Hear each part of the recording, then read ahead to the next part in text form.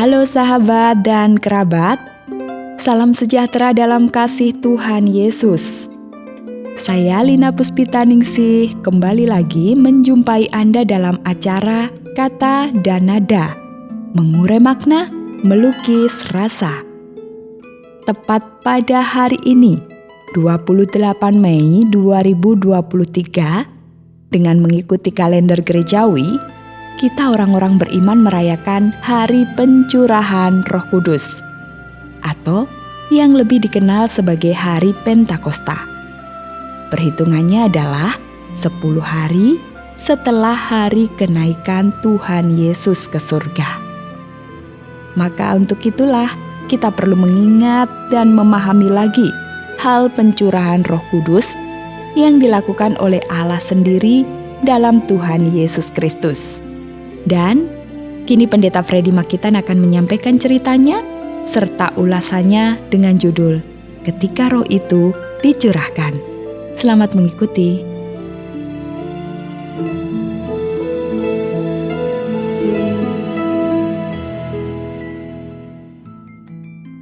Ketika Roh Itu Dicurahkan. Saudaraku, pada 2000 tahun silam, terjadi suatu peristiwa yang sangat mencengangkan di kota Yerusalem, di sebuah rumah, tepatnya pada hari ke-50 setelah kebangkitan Yesus.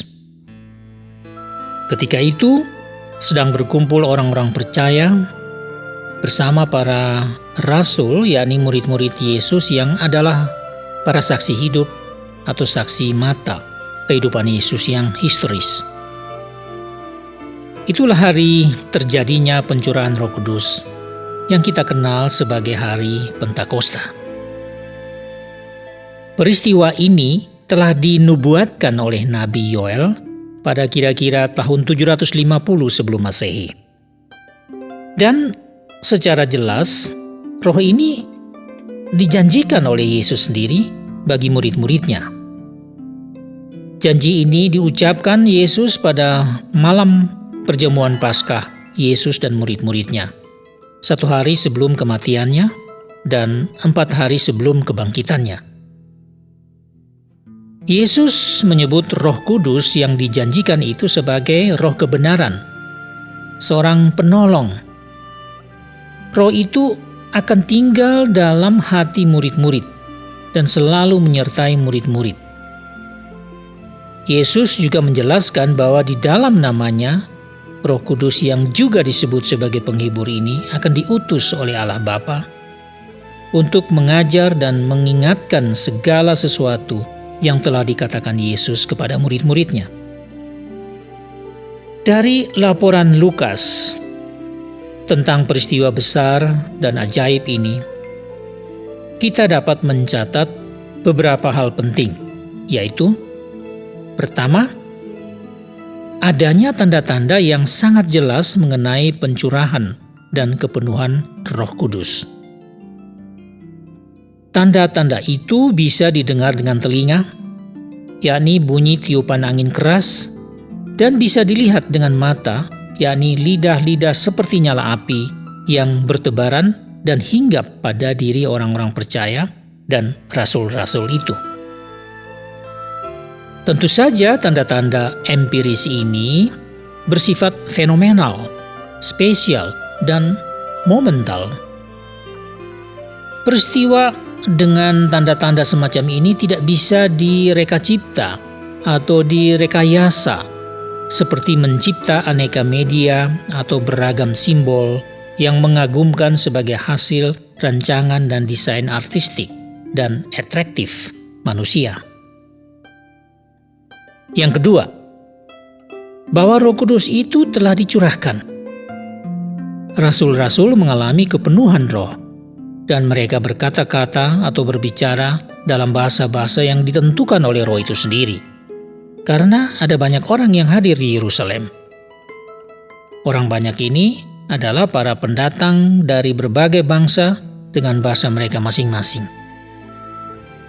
Dalam keistimewaan pencurahan Roh Kudus ketika itu, Roh itu sendirilah yang menciptakan pengertian baik pada rasul-rasul yang menyampaikan berita dari Tuhan maupun orang banyak yang menyaksikan dari bermacam-macam latar belakang, tetapi yang menjadi sasaran pemberitaan rasul-rasul di hari itu. Yang ketiga adalah suatu hal lain yang bersifat kontradiktif. Ketika itu, hadir juga orang-orang lain yang tidak mengerti, yang mungkin juga tidak bisa melihat dan tidak bisa merasakan tanda-tanda tersebut di atas.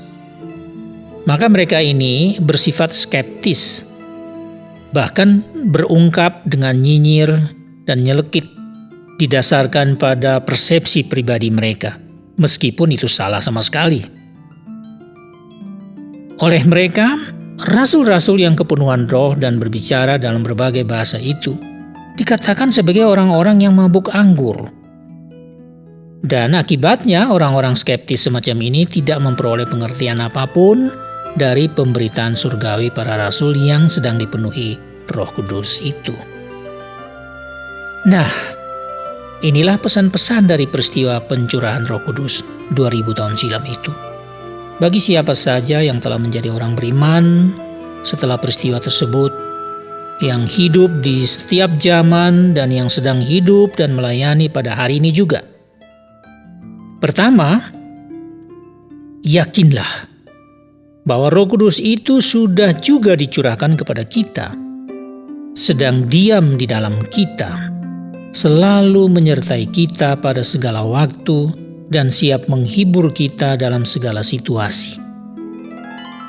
Roh itu juga yang menolong kita dalam semua hal untuk mendatangkan kebaikan dan untuk mempertahankan serta mendemonstrasikan kebenaran sebagai anugerah Allah bagi kita yang beriman. Kedua, belajarlah dari Roh Kudus untuk mendapatkan pengertian tentang Allah dan tentang manusia, tentang firman Allah, tentang persoalan hidup manusia, tentang semua perkataan dan perbuatan Tuhan Yesus. Roh Kudus akan membantu kita dalam hal belajar dari Allah dan dari kehidupan real dengan berbagai peristiwa di dalamnya. Ketiga, tampakkanlah dan perdengarkanlah tanda-tanda kehadiran Roh Kudus yang sudah ada pada diri kita. Tanda-tanda itu bukan lagi berupa lidah-lidah seperti nyala api dan bunyi-bunyi yang menderu seperti tiupan angin kencang, seperti yang terjadi di Yerusalem waktu itu, atau berupa apa saja yang mencengangkan manusia. Tanda-tanda itu selalu tampak dalam perkataan-perkataan kita yang menyuarakan kebenaran sebagai energi ilahi untuk menciptakan transformasi atau perubahan pada pikiran orang. Maka perkataan-perkataan kita seharusnya lahir dari pikiran dan pengertian yang juga diberikan oleh Roh Kudus. Tanda-tanda lain yang patut ditampakkan adalah sikap kita yang benar dan baik terhadap sesama manusia dan terhadap peristiwa-peristiwa yang terjadi dalam kehidupan kita. Dan satu lagi tanda yang paling diharapkan orang, yang amat kuat untuk mengubah kehidupan, adalah perlakuan dan perbuatan kita sebagai wujud kebenaran yang bisa disaksikan dan dinikmati orang lain. Tanda-tanda kehadiran Roh Kudus dalam kehidupan orang beriman akan melukiskan citra ilahi melalui apa yang disebut buah roh atau penampakan sifat roh, yakni kasih, sukacita, damai sejahtera, kesabaran, kemurahan, kebaikan, kesetiaan, kelemah lembutan, penguasaan diri. Ya, kita tidak perlu terlalu mencari-cari atau mengada-adakan berbagai tanda yang bersifat extraordinary dan spektakuler. Biarkanlah roh itu sendiri yang dengan bebas membuat orang lain melihat, mengalami, dan mengakui hal-hal besar dan luar biasa serta penuh kebenaran yang berasal dari Allah dalam Yesus Kristus. Dan roh itu sendiri akan menolong kita dalam seluruh pelayanan kita, dalam segala situasi kita, juga ketika kita berhadapan dengan orang-orang yang skeptis, yang kurang paham tentang iman kita, atau bahkan juga tidak menyukai kita. Kata Yesus, dunia tidak dapat menerima Dia, Roh Kudus itu, sebab dunia tidak melihat Dia dan tidak mengenal Dia. Tetapi kamu, orang-orang yang percaya, sungguh mengenal Dia, sebab Dia menyertai kamu dan akan diam di dalam kamu. Ya, biarkanlah hidup inilah yang dengan jujur berkisah tentang Dia, Yesus, Tuhan dan Juru Selamat umat manusia. Demikian itu tadi sebuah kisah yang menarik sekali, serta ulasan dan pesan yang membangun iman kita sebagai orang-orang percaya akan Tuhan Yesus Kristus. Kita percaya bahwa dengan beriman kepada Tuhan Yesus Kristus, maka Roh Kudus telah kita terima dari Allah Bapa. Roh Kudus berdiam di dalam kita, menyertai kita, dan menuntun kita dalam menjalani kehidupan iman yang masih panjang ini. Baiklah sahabat, sudah waktunya perjumpaan kita pada edisi ini harus berakhir. Dan sebuah lagu rohani yang berjudul Roh Kudus Datanglah, disampaikan oleh Talita Dodo, akan mengantarkan kita ke dalam aktivitas kita masing-masing di sepanjang hari ini. Tidak lupa, saya ucapkan terima kasih atas perhatian Anda. Dan saya Lina Puspitaningsih pamit dulu sampai berjumpa lagi di ruang yang sama, kata dan nada. Blessings to you all. Roh Kudus, datanglah, jamahlah tiap hati, jamahlah, segarkanlah yang lelah, kuatkanlah yang lemah. Roh Kudus, Roh Kudus, kuatkanlah. Roh Kudus, hiburlah tiap hati yang gentar, hiburlah lewat lembah yang curam, jalan licin dan terjal. Roh Kudus, Roh Kudus, pimpinlah.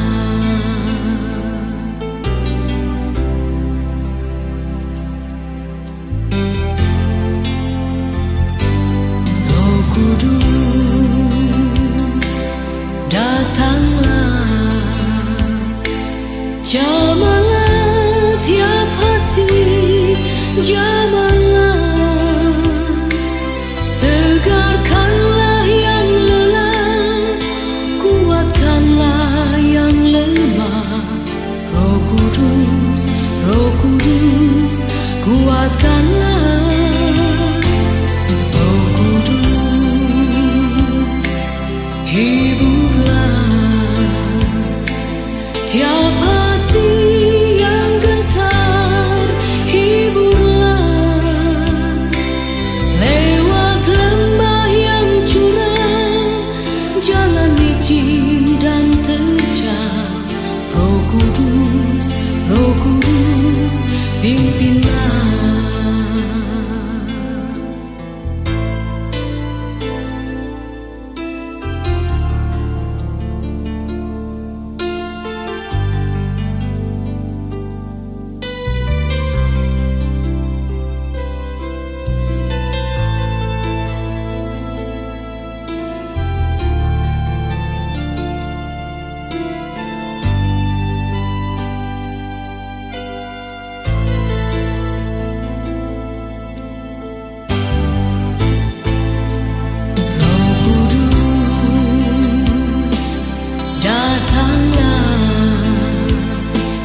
Jamahlah tiap hati, jamahlah, segarkanlah yang lelah, kuatkanlah yang lemah. Roh Kudus, Roh Kudus, kuatkanlah. Roh Kudus,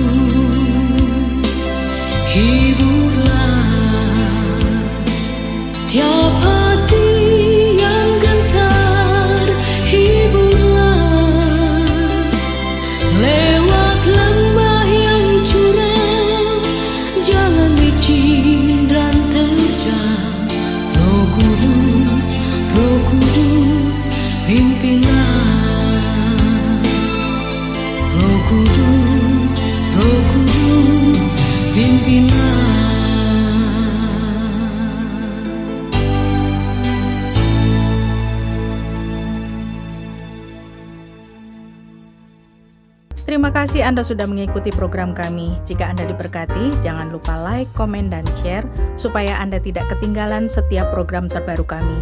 Jangan lupa juga untuk subscribe channelnya dan nyalakan loncengnya. Jika Anda ingin mendukung pelayanan kami, bisa melalui rekening kami berikut ini atau menghubungi kami di sini.